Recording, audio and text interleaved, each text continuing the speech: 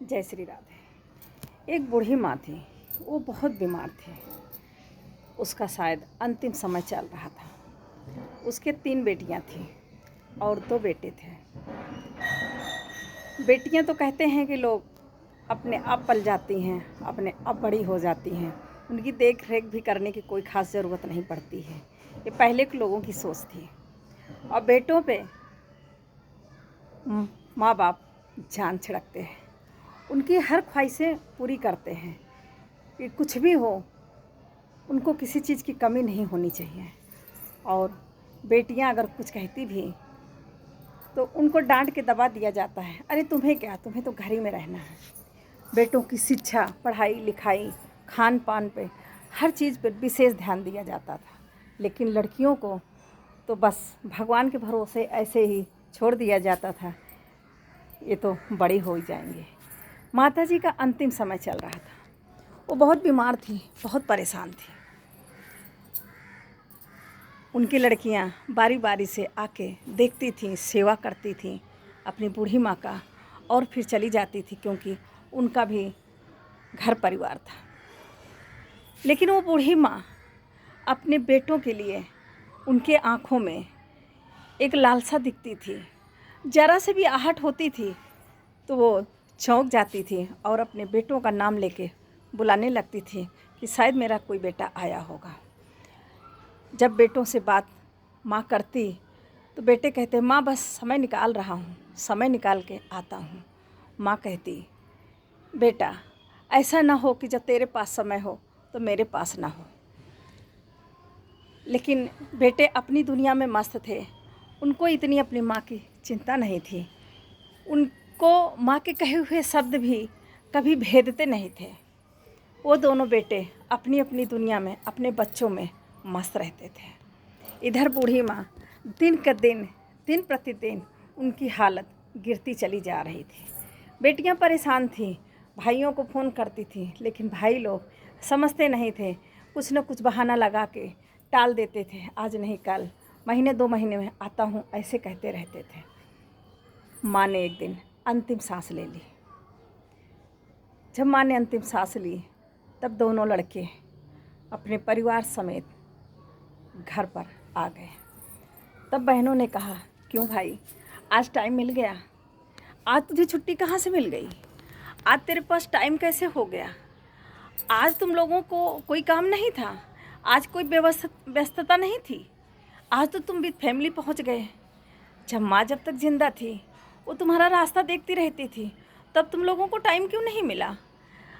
आखिरी सांस तक अपने बेटों को ही ढूंढती रही, चारों तरफ अपने बेटों के लिए ही तड़पती रही कि मेरे बेटे आ जाएं, मेरे पोते आ जाएं, उनका मैं मुंह देख लूं।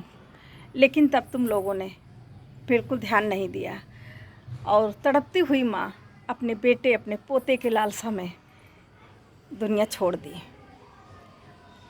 बेटे कुछ नहीं बोले, आत्मग्लानि से भरे हुए थे, पछतावे से भरे हुए थे। उनके पास कोई जवाब नहीं था। और अक्सर ऐसा ही होता है, आजकल के बच्चे ऐसा ही कर रहे हैं कि माँ बाप के अंतिम सांस लेने तक भी पहुँच नहीं पाते हैं। और बहुत तो ऐसे हैं कि अंतिम यात्रा में भी अपने माँ बाप के नहीं पहुँच पाते हैं। पैसे भिजवा देंगे, अड़ोसी पड़ोसी रिश्तेदार हैं, उनको कह देंगे कि आप लोग कर दीजिए, अभी हम नहीं आ पा रहे हैं, हमारे पास टाइम नहीं है।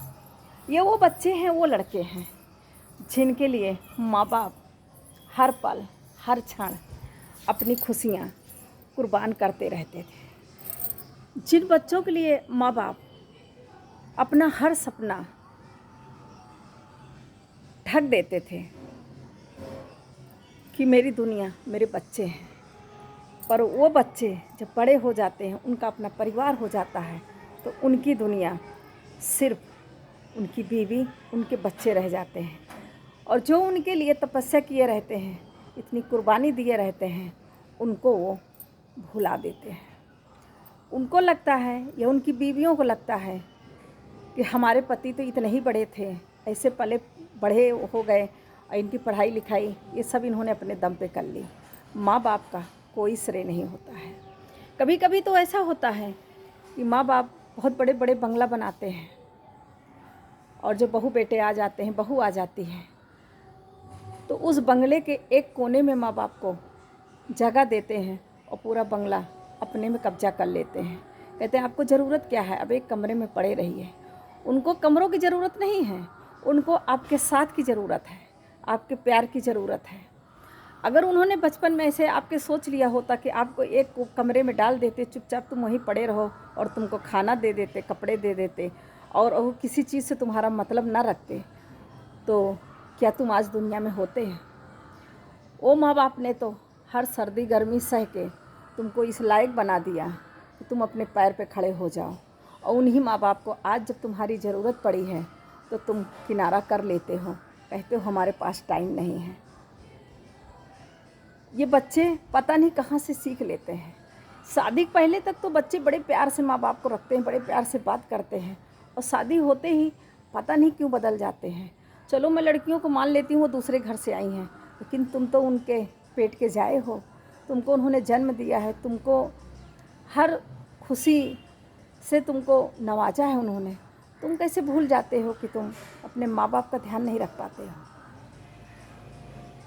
कहने को तो बहुत सारे शब्द हैं, लेकिन इसका कोई अंत नहीं है। इसलिए यहीं पर मैं अपने शब्दों को विराम दूंगी और मैं उन बेटों से ज़रूर प्रार्थना करूंगी कि कम से कम अपने माँ बाप के अंतिम समय पर ज़रूर पहुँचिए, उनको दुख न दीजिए। अगर आपकी यादों में उनके आंसू गिरते हैं तो वो आंसू आपके लिए अंगारे बन जाएंगे।